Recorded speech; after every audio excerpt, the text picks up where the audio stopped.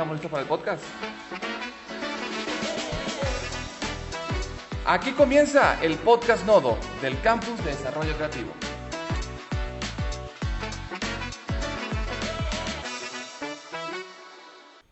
En Voces Nodo tendremos una conversación muy especial con Sara Božanić, directora del Instituto de Diseño Transmedia en Eslovenia y referente internacional en ética digital, diseño participativo e innovación social.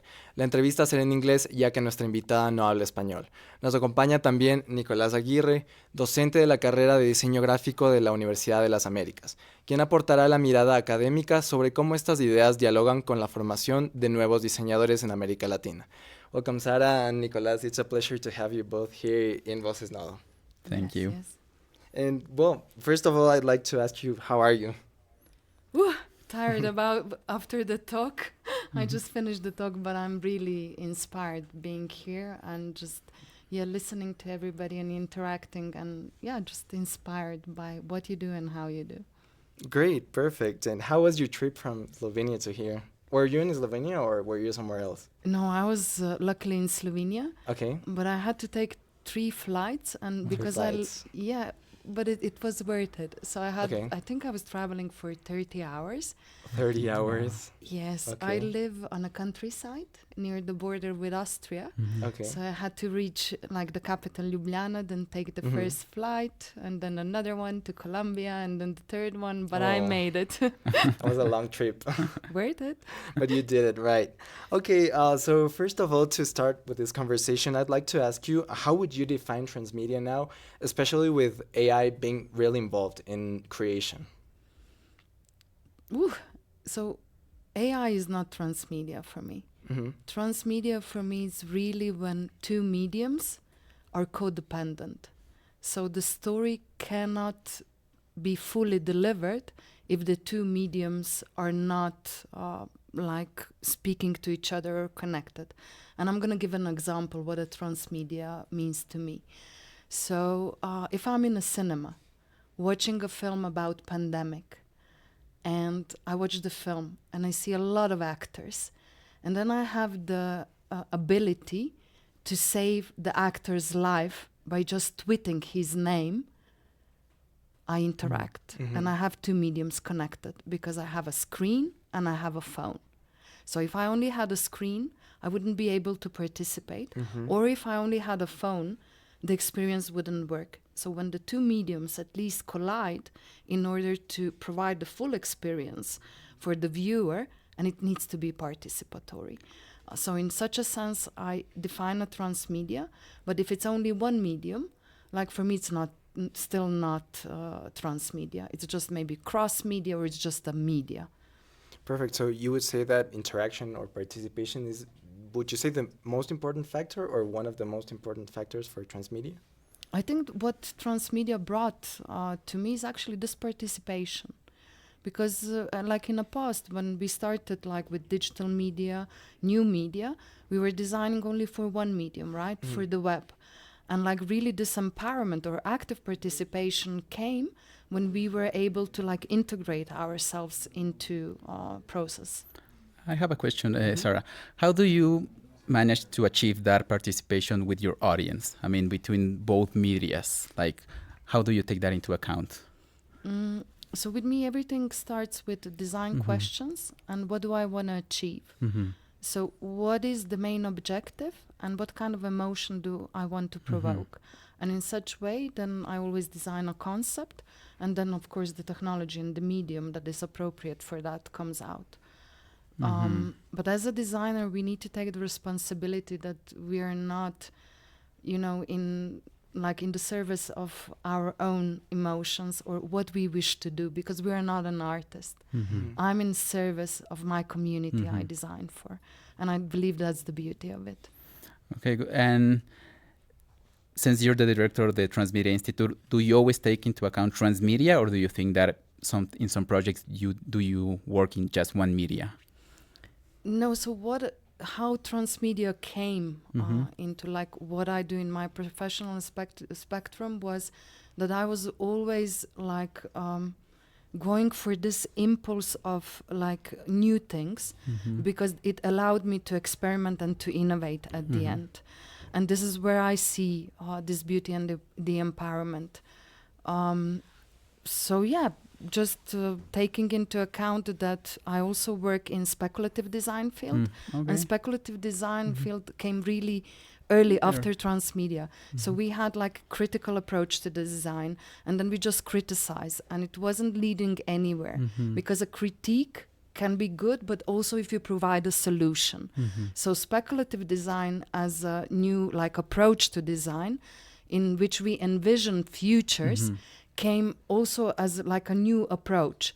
So when we again design it, you don't think, is it going to be transmedia or what is it going to be?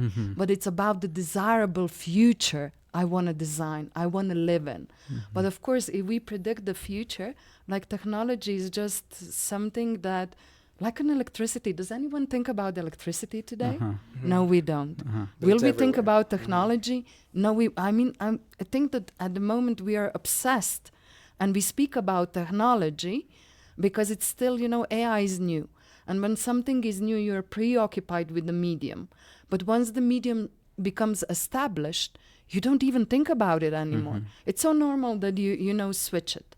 It's so normal that we interact, that we have lights. Does anyone think about it really? No, not anymore. And I believe this will also establish at some point. Yeah, and I think also it's like the perspective that technology is the tool, or it's like the means, but it's not the main purpose of design. It's just it's what we use to achieve our objectives. So I think that's really interesting. And I also, for me, like social interaction is the one that really counts. Exactly. And I think like, since we're designers, we're always working with and for people, so we can't rule that out. And I think like usually right now designers are only like in their computers, or there's the idea of that we only use technology because it's part of us, but we forget about this human part of talking to people, what their emotions, their experiences are, and how that shapes the project as well. But I also think that as educators, we sometimes also do a lot of the mistakes, because we give a task to our student, like design an AR piece, and you kill it in advance, because we don't ask them like, what is the challenge or the story you want to speak about it, and like what's the way you're gonna tell the story, like what is the emotion you want to provoke, how do you wish to interact? Because if we do that, then you allow that the whole design process is way different. But if you say that we need to design like an AR piece, the student will become obsessed with a technology and forgets about the story. So I always try to introduce, okay, let's forget about the mediums. The medium isn't important, but let's go back to the essence. Like, what is it that you would like to change as a designer?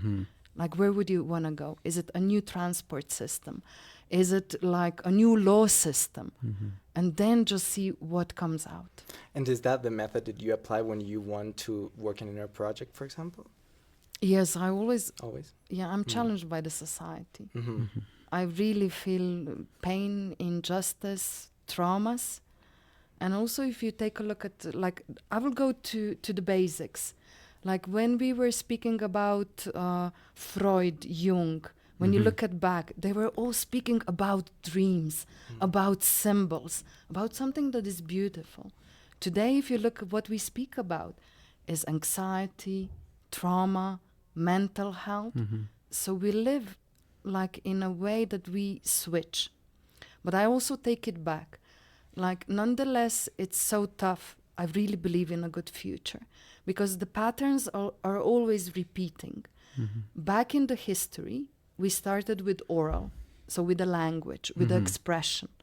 Then we started to write. So when we started to write, there was a huge crisis. From writing, we came to printing. Again, a huge, like it was a catastrophe, a renaissance, and a new skill set. And I believe now we are in the same period. So what happened? We came from written to print, from print to digital, and from digital to AI, which will shape our future. And this is where, again, like this collapse of a society happens, where we try to redefine ourselves, like new power systems are establishing. Like, I believe we're kind of lost. But I also believe that if we do not get lost, we are not on the right way. And I believe in that bright future. Maybe not for me, but for the generations to come. And also I think like if we don't get lost, we don't know how to find the way back. Like we don't know where to go to. So I think like getting lost sometimes is good. Sometimes it's good. Yeah. Mm-hmm. And Nicolas, I'd like to talk about from your university professor's perspective, how does innovation and changes show up in students' projects, for example? I think it depends on what we see, what's happening out there, like for working experience. So what are new employees want, what companies want. So yeah, we go back to AI. That's like the big boom right now. But we, as a career, we don't see that that's the objective. We don't see that we need to plan everything around it. It's another tool. And like in the same case that Sara was mentioning, like printing, writing, the same thing happened with photographs. Like before drawings, painting was the real medium, then came photograph, and painters and artists were like in despair because they thought that they were going to take their jobs. But no, it didn't happen. Everyone is coexisting right now, and the same thing happened with the computers, and we have these like advancement in technology, but we always go back to the basics and we tell them the tool is there for you to use. How you use it and what experience do you get them from using it, that's the real thing. So the project has one objective, and maybe using AI or another tool has their own purpose, but it's never the whole thing. Like if I'm asking my students to design some like characters and stuff like that, I can tell them, okay, you don't know how to illustrate very well. Mm-hmm. Okay, do your sketches, do your research, plan your character, and then maybe you can translate that into AI, and it can give you like the more advanced concept art. And then we take a look at it and we see if it's okay, because right now we have these students have the idea that if I put something in AI, it's true, and that is something that's happening like worldwide, like it's like the new Oracle. So we teach them to challenge that. And I'm asking you, does that fit your original idea or your original concept? Mm-hmm. So I think that's how we teach them how to think in how you use your tools as right. well. And AI is a tool, right? So it's not going to replace the professional, mm-hmm. as you said. So what can we specifically do to use AI correctly and in a responsible way? I think this is the beautiful period. Why? Because it will allow a lot of experimentation and then innovation that will come out. And being like able to witness and being part of that innovation, it's like a huge privilege. Mm-hmm. But on the other hand, it also puts a lot of responsibility. Of course, misuses always happen. Like regulations or the laws or the policies are always, in front, because innovation is so fast. Mm-hmm. Mm-hmm. So it's us, again, to question and to be really responsible. And I believe that designers, in essence, this is what we are, and that's what our core is. Mm-hmm. Mm-hmm. Yeah, and I think like that's interesting because especially with AI tools that give you images from prompts, all that was taken from projects or designs, illustrations without permission. So when students use that, you have to ask them, what are you okay with using that? And do you think that can change? What do you think could be better? Mm-hmm. And I think like recently in Australia, they passed like the first law preventing AI companies to use all of this information without the artist's consent. So I think like Sarah said, policies and all that stuff is on the front. Usually they go slower because we don't know. Policies are a reaction. Mm-hmm. So we have to react to what's happening and question what's going on. Right. And how would you teach that to your students? I think it's challenging. Yeah, mm-hmm. I wouldn't negate that. I think it's like giving them the freedom to experiment with the tool, but also to question what's happening in the class, and never, like I was mentioned, don't forget that this is serving something else. Mm-hmm. But usually I prefer to don't use especially AI because they get kind of like fixated on that.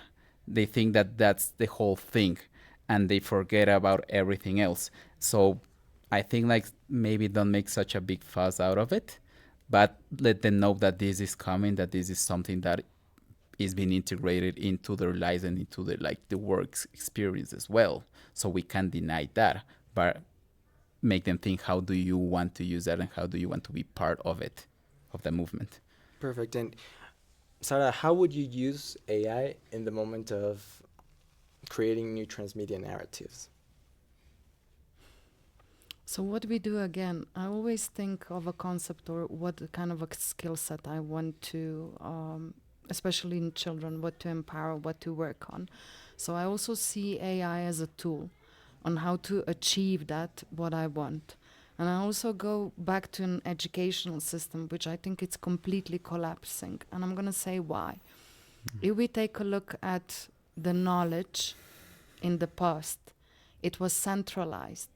So if you wanted to gain the knowledge, you would have to go either to a library or to a school. Today, knowledge is distributed. It means it's everywhere. And usually how we access it is through the digital technology. Either a phone, a tablet, AI also. What does the school do? They forbid the new book. In majority, when you come into the class in Slovenia, you have to leave the phone. So it's not allowed. So what do? We have forbidden a new book. So we have forbidden the way that a child is now consuming the knowledge. So what I believe the future lies in is in designing a new system and tools that will allow that technology. But responsibility is on us, educators, to rethink, okay, I cannot forbid my students to use AI. I need to teach them on how AI can be used for a research. You will be faster. That will make, okay, you will gain more knowledge faster in order to provide a solution.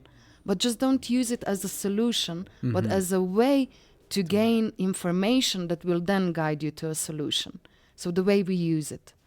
Exactly. And I think like also to reach faster that information, but also to challenge that information, because right now AIs hallucinate, so we don't know if it's real or not. So always go back to the source. Like AI is telling me this, I just need to recheck this and see if it fits, because sometimes students bring me some research projects, and I have to ask them, okay, how do you put that into the perspective of the project, and see if they've analyzed and reflected that information, because otherwise they just copy paste and deliver, and I think that's done, but they don't did the process to put that into practice.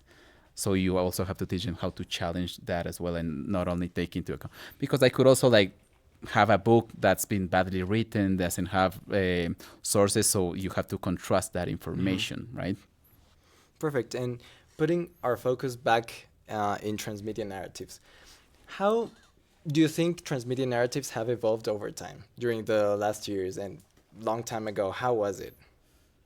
Oh, before I think just transmedia was just something new, and everybody said transmedia, and everybody wanted to do it, but no one knew how. And they like misuse it. And actually it wasn't transmedia, but it was more like cross-media, just going from one medium into another. So I believe it gains some kind of the maturity.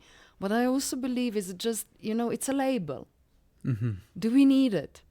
Okay, sometimes yes, so to identify. But again, like for me, everything lies in concepts. And it doesn't matter if it's a media, if it's transmedia, but it matters if I achieve the impact I wanted to achieve. Yeah, I think labels sometimes are used to hype a project or something, like I'm using VR, and that becomes the reason of the project and not what's behind it or what's been trying to achieve. And I think like that's an example that on the one-to-one talk we were having, and you were talking with a student, and she was saying the first thing that she said was, I'm going to use VR. And Sara was questioning, but why? Why is VR important, and why do you want to achieve with that? Maybe you can do the same thing with a different medium or from a different perspective. And I think that it was really interesting to see that your questions weren't about technology or that, it was the concept, the audience, how do you want the interaction to be, or what do you know about the topic or your audience? And I think like going back to the basic of any kind of project, that's the way it should be. And how do we know what's the medium that we have to use? Like most, like the perfect one for anything that we want to do? I think that's a difficult question because, at least from my perspective in design, you may think that there are different mediums. You can say, I can do these kind of ways.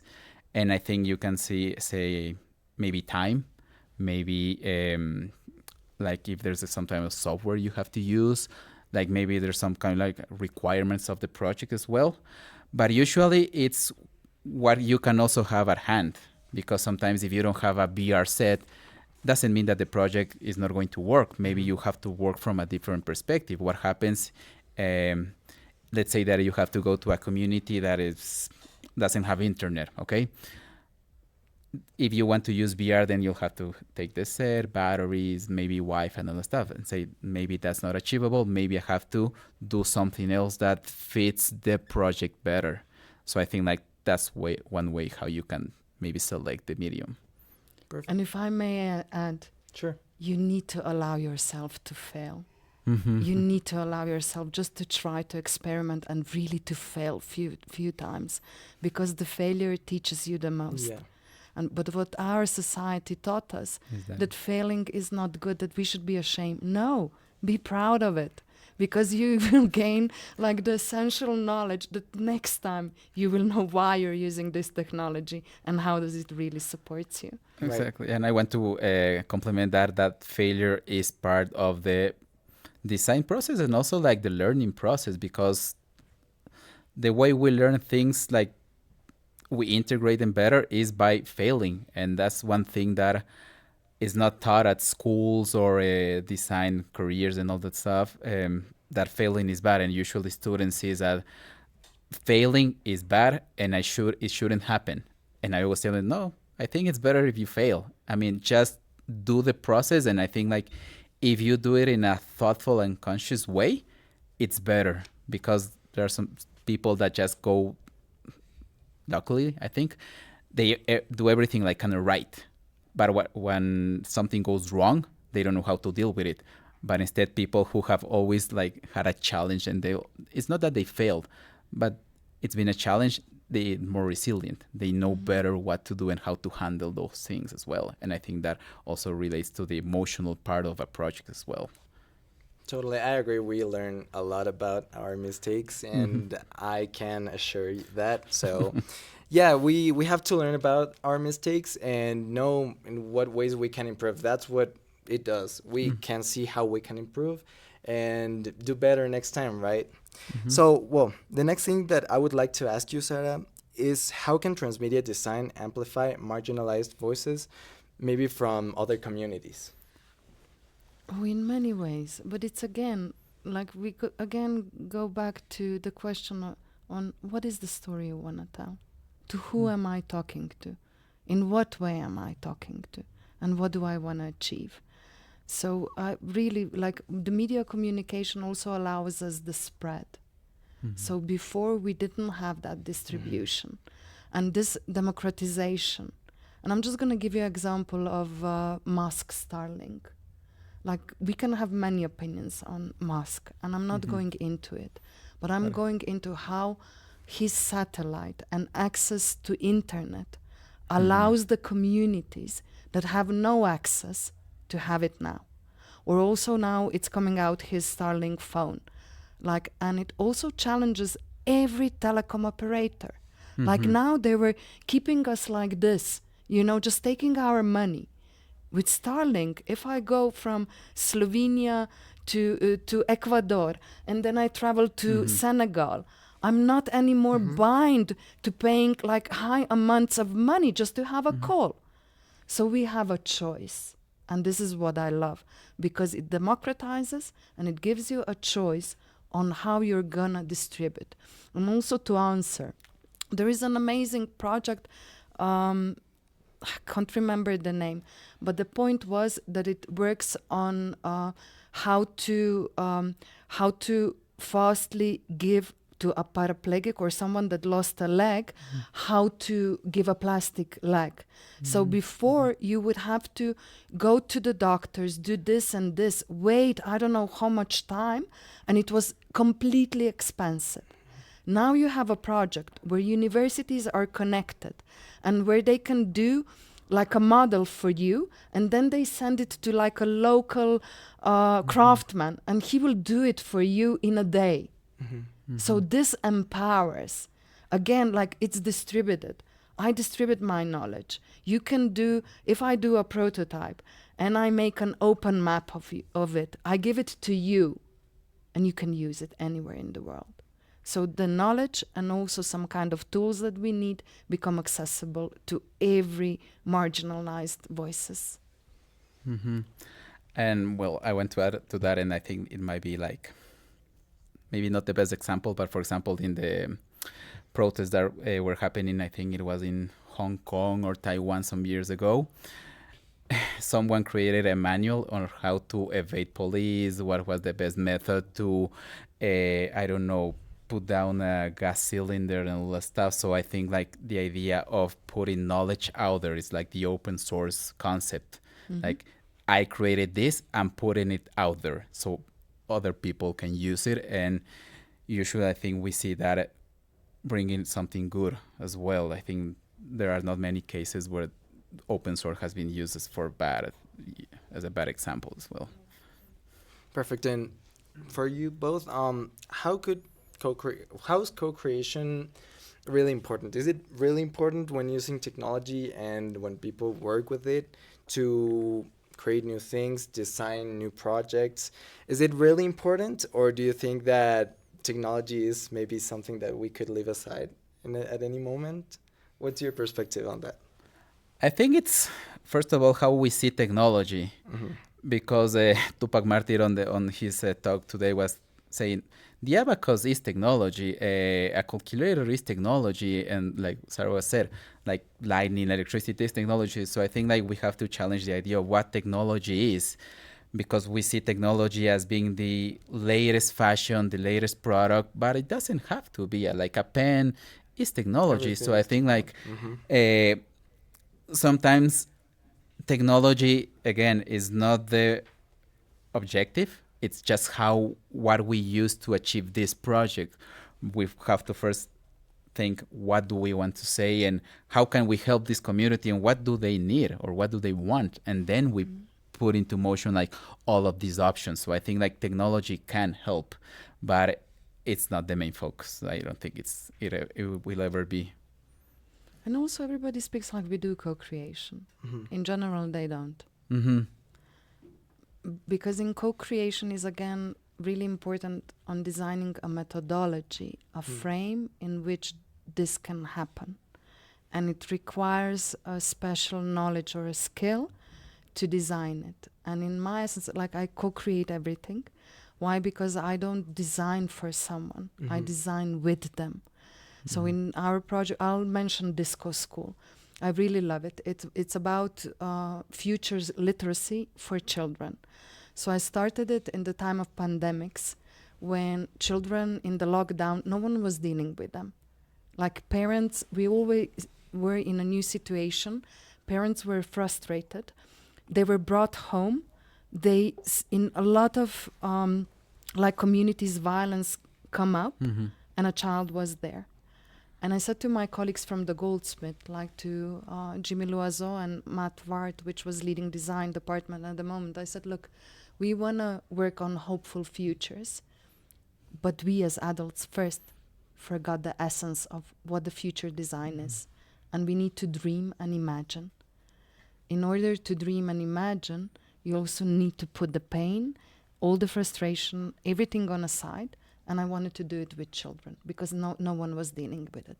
So together with my colleagues, we designed a new methodology on how we work them, online, offline, whatever we could, but to work with them so they could design desirable future. The topic I gave, at one point I was working with 5 schools in France, 1 in Slovenia, 1 in Austria, and then 1 in Chile. And the topic was cohabitation. So how can we all cohabitate together and give us how do we do it? And the projects that came out were so beautiful. There was one project that was designing cohabitation with animals. The others in Vienna were really like adult oriented, and they said we need a complete new policy and they designed a new policy. And this is what I call co-creation. Just design this method that will allow them, empower them, to give them the role of the ministers, a minister of dream, a minister of joy, a minister of dance, and now just go and design it. So, and I also wanted to ask you, how do you create these methodologies? Where does that skill set come from? I never do it on my own. So it's so what I believe in is this cross-disciplinary approaches where we need all the knowledges. So in this project, Twisted Tales, that works on the stigmatization and on how to speak with children on sexual abuse, physical, racial. I work with child psychologists, psychiatrists. I work with innovation designers. And then we speak with educators. And I said, okay, but I again define, okay, this is the topic I want to speak. I want to break stereotypes. But on the other hand, what is the skill I want to enhance in a child? Is it creative thinking? Is it just creative skill? Like, what is it? It needs to be defined. And when is defined what we want to achieve, we then say, okay, so what we're going to do? Design 3 workshop sessions. So first one is the storytelling. And we're going to ask them how to enhance the story we read, what works in a story, what they like, what they dislike, and how the characters between talk. Then we write everything and we go and give them back and ask, is this what you wanted? Or in a second session, we ask them, okay, draw. Like, can you visualize this story? And then we move it onwards. When we said, okay, let's create a puppet theater. Now show me how they move. Create a film out of it. And then for the film again, we need a sound. So we again design a new session in which we teach them on how to create and record a sound. And then at the end, we put everything together and we said, okay, this is a film. So you created a film. But on the back side, it was a story about a girl that doesn't have a leg. Or it was the story that spoke about like Little Red Bianca, which is a story about like a wolf predators, and in which we teach them what a sexual abuse mean, how to recognize it and how to prevent it. But the important thing is that we put gaming mechanics into it. But again, just go back to like, what do I want to achieve, and include all the other brains, because we don't know everything. Perfect. Sadly, we've run out of time, but I'd like to ask you if you have anything else to say, maybe a last message. I think like be hopeful, like take into account that we're trying to do something for the world, and I think taking Sara's words, like dream of what do you want to achieve, or what kind of world do you want to see. Perfect. Well, yeah, never forget the dream, and just follow your vision. No is never a no, and yeah, just keep on failing and doing it. And it will be broken heart, but the broken heart will only grow if you again remind yourself, just dream, imagine, experiment, and allow yourself whatever feeling comes to you. So that's it. Thank you so much, Sara and Nicolás, to be here with us today. I'm very thankful to have talked to you. And bueno, muchas gracias, amigos, por habernos acompañado. Gracias por escuchar este episodio y nos vemos en la próxima.